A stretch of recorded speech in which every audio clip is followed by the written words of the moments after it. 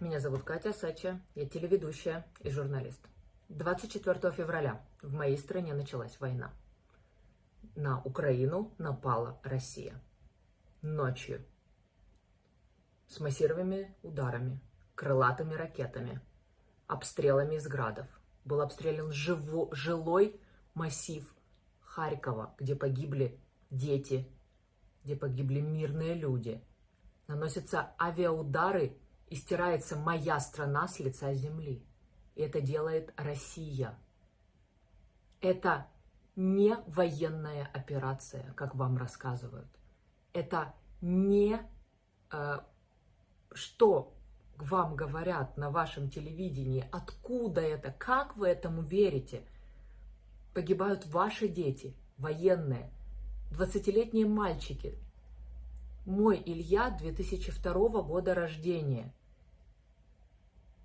Среди погибших, среди детей, которые оказались в плену, военных, люди 2002-2003 года рождения. Они точно не знают, зачем они пришли, почему они воюют. Мамы, выходите. Люди, выходите на площадях. Вас больше 100 миллионов человек.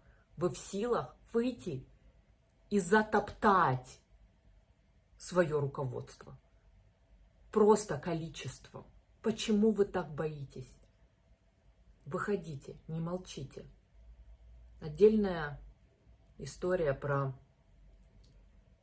молчащих людей с украинским паспортом. Буду продолжать говорить на русском, им, наверное, русский язык понятней.